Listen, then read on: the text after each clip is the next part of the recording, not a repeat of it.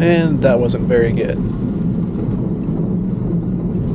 Hi, this is Simon, and I'm back with another voiceover covering a flight we made to Tieton State Airport near Rimrock Lake in the foothills to the southeast of Mount Rainier. Me, my son Kellen, and his friend Vonnie departed Desert Air Airport and headed to the west. Most of that flight was over the barren, tan, eastern Washington landscape, but it started to give way to some greenery as we entered this valley, flying up towards Rimrock Lake. It's a beautiful approach to the airport, and I sped this part up so you can see the whole flight in.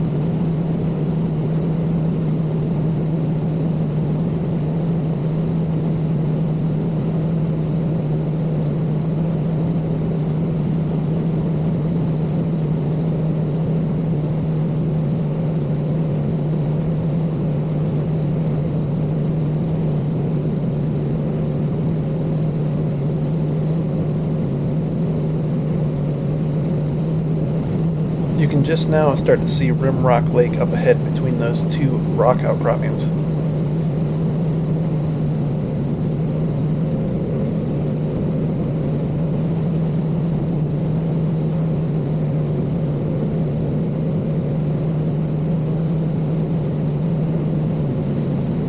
I'll slow it back down here as we get overhead of the airport and I start my first inspection pass. On this first pass, I'm pretty high up. I'm just looking at the overall condition of the airport, looking for obstructions, and getting my first looks at the windsock, which in this case were indicating the wind was coming off the lake.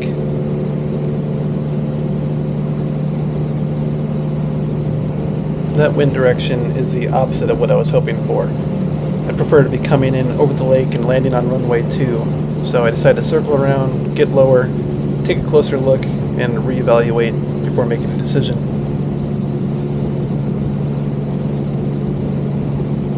Watching this footage now while making this video, I'm still blown away with how beautiful this area is. This can be a difficult airport to land at, but the views around it are just fantastic.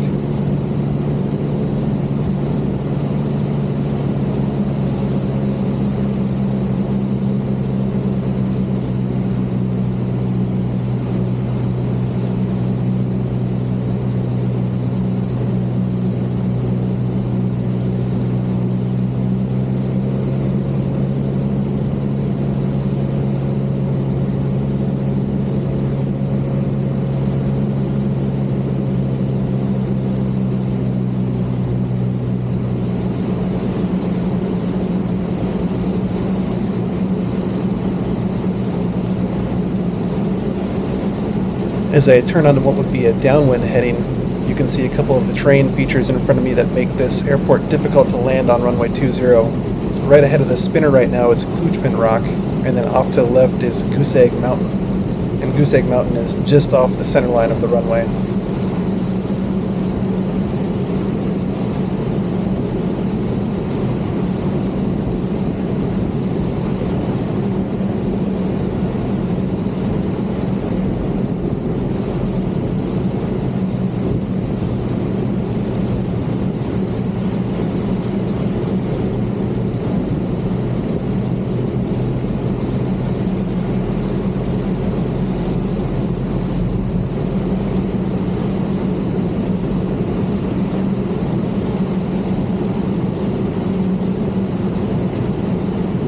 As I get down here and flight on the runway, there's two windsocks on each end of the runway, and both of them were pretty much pegged coming off the lake at this point.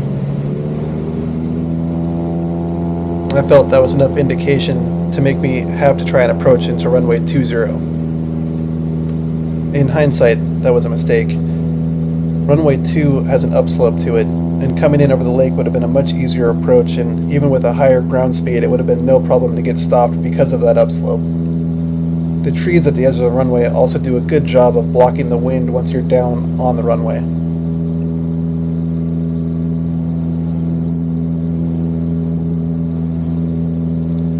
But, like I said, that was in hindsight. So here I am, turning my downwind to start my approach into runway 20.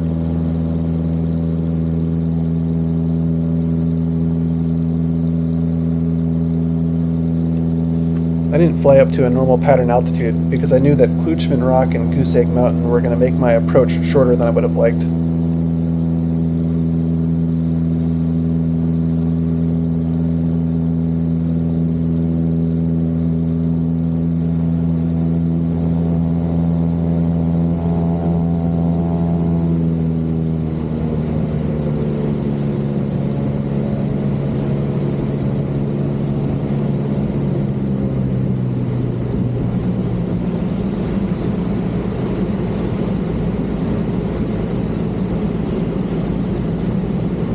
I was flying my downwind lined up with the left edge of Kluchman Rock, and waited until I was pretty close to it to turn my base in.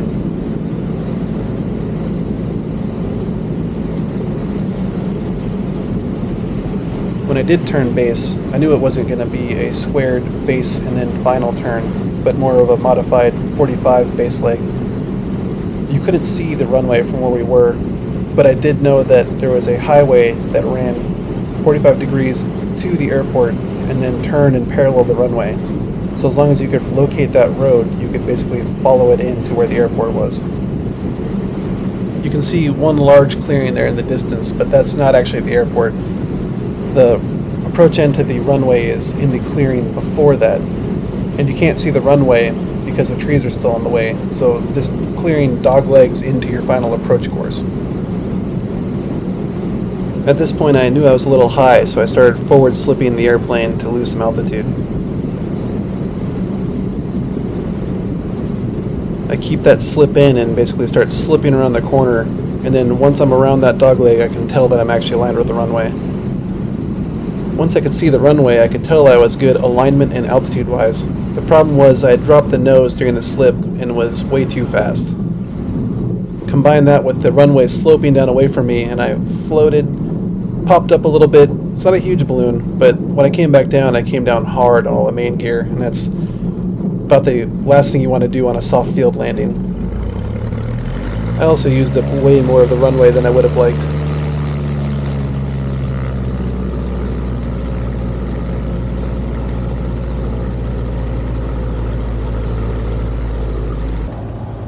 I also had a camera inside the airplane filming the approach. I think this angle better illustrates how close it felt like we were to Kluchman Rock.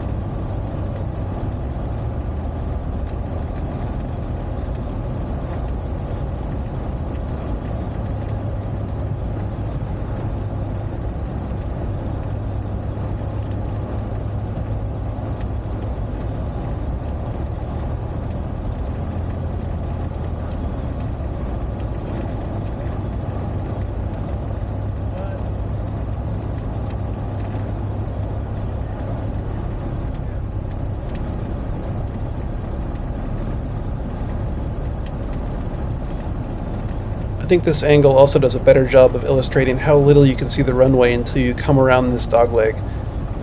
You're really coming into it blind and not knowing if you need to abort or go around until you clear that corner.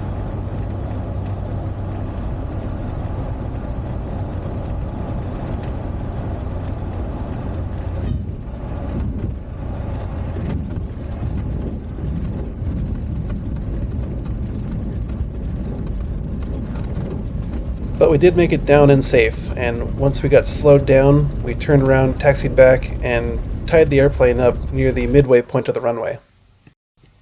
After that, we swam in the lake, set up the tent, and walked into town to the store that the airport information said was only a half-mile away.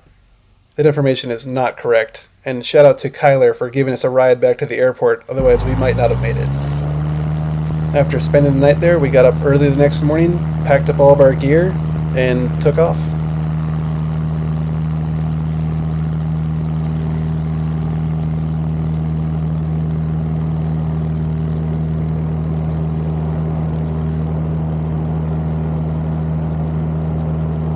Another airplane had come in the day before and spent the night, and they were out in front of their airplane waving to us as we left.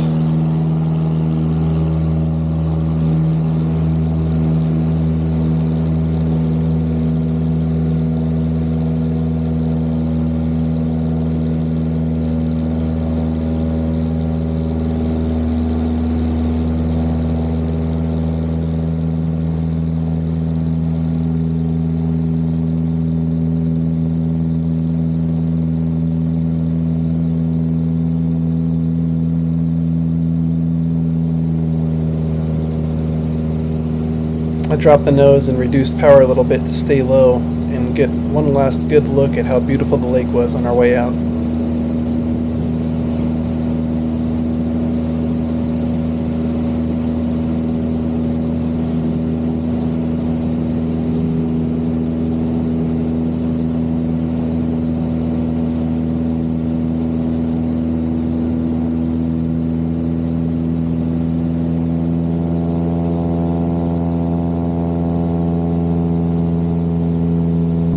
Then it was time to start climbing and head our way to Pierce County Airport. On the way, we decided to fly by Mount Rainier. I'll fast forward again so you guys can see all that.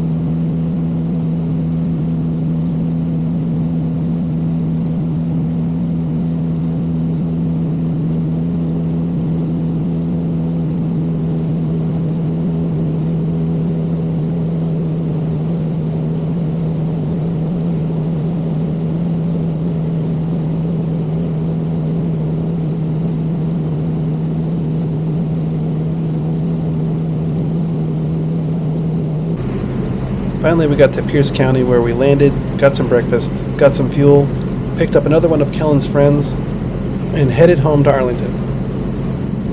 And that's pretty much it for this video. A big thanks to Bobby who loaned me a microphone to use for this voiceover. Let me know what you guys think of how it sounds.